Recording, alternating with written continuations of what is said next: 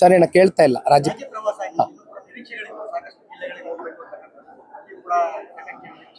ಹೌದು, ಇಲ್ಲ, ನಡೀತಾ ಇದೆ. ಈಗ 18ನೇ ತಾರೀಕು ಮೈಸೂರು ಸಿಟಿಯಲ್ಲಿ ಮಾಡ್ತಾ ಇದ್ದೇವೆ. ಯೂಶಲಿ ಸ್ವಲ್ಪ ಮೈಸೂರು ಸಿಟಿಯಲ್ಲಿ ಇಲ್ಲಿಯವರೆಗೂ ಕೂಡ ಆ ದೊಡ್ಡ ಮಟ್ಟದ ಪ್ರೋಗ್ರಾಮ್ ಕಂಡಕ್ಟ್ ಮಾಡ್ಲಿಕ್ಕೆ ಆಗಿಲ್ಲ. ಅಂದ್ರೆ ನಾನು ಹೇಳೋದು, ಚುನಾವಣೆ ಸಂದರ್ಭದಲ್ಲಿ ಆ ಚುನಾವಣೆ ರಂಗಿರ್ತದೆ, ಕಾವಿರ್ತದೆ.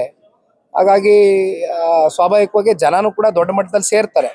ಆದರೆ ಚುನಾವಣೆ ಇಲ್ಲದೆ ಹೋದ್ರೂ ಕೂಡ ಈಗ ಇತ್ತೀಚೆಗೆ ಹಳೆ ಮೈಸೂರು ಪ್ರಾಂತ್ಯ ಅಂದರೆ ನಮ್ಮ ಮೈಸೂರು ಜಿಲ್ಲೆಗೆ ಹುಣಸೂರು ಇರ್ಬೋದು, HD ಕೋಟೆ ಇರ್ಬೋದು, KR ನಗರ ಇರ್ಬೋದು, T ನರಸೀಪುರ ಇರ್ಬೋದು, ಈ ರೀತಿ ಅನೇಕ ಕ್ಷೇತ್ರಗಳಿಗೆ ಭೇಟಿ ಕೊಟ್ಟಿದ್ದೇನೆ.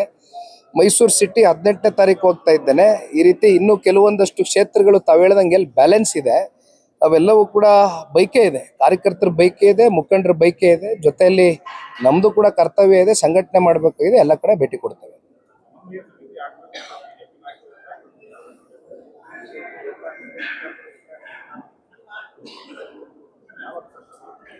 ಇದು ಸಮನ್ವಯ ಸಮಿತಿ ಆಗಬೇಕು ಅಂತಕ್ಕಂಥದ್ದು ಅನೇಕ ಬಾರಿ ಪ್ರಸ್ತಾವನೆಯನ್ನ ಎರಡು ಪಕ್ಷದ ನಾಯಕರುಗಳು ಮುಂದಿಟ್ಕೊಂಡು ಮಾತಾಡಿದ್ದಾರೆ. ಅಂದರೆ ಬಹುಶಃ ಕಾಲ ಇದಕ್ಕೆಲ್ಲ ಉತ್ತರ ಕೊಡುತ್ತೆ ಅಂತಕ್ಕಂಥದ್ದು ನಾನು ಭಾವಿಸಿದ್ದೇನೆ. ಅತಿ ಬೇಗ ಆಗಬೇಕು, ಯಾಕೆಂದರೆ ಸಮನ್ವಯತೆ ಇರಬೇಕು. ಯಾಕೆಂದರೆ ಎರಡು ಪಕ್ಷದ ಸಮ್ಮಿಲನ ಏನಿದೆ ಇದು ಕೇವಲ ಡೆಲ್ಲಿ ಮಟ್ಟದಲ್ಲೋ ಅಥವಾ ನಮ್ಮ ರಾಜ್ಯ ಮಟ್ಟದಲ್ಲೋ ಈ ಸಮ್ಮಿಲನ ಗಟ್ಟಿಯಾದರೆ ಸಾಲದು. ಇದು ನಿಮಗೆ ತಳಮಟ್ಟದಿಂದ ಇನ್ನೂ ಆರೋಗ್ಯಕರವಾದಂಥ ಇದಕ್ಕೆ ಫಲಿತಾಂಶಗಳು ಹೊರಗಡೆ ಬರಬೇಕು ಅಂದರೆ ಇಂಥ ಸಮಿತಿಗಳು ಆಗಬೇಕಾಗ್ತದೆ. ಕೋಆರ್ಡಿನೇಷನ್ ಕಮಿಟಿ ಆದಾಗ ಕೋಆರ್ಡಿನೇಷನ್ನು ಸ್ವಲ್ಪ ಸುಗಮವಾಗಿ ಆಗ್ತದೆ.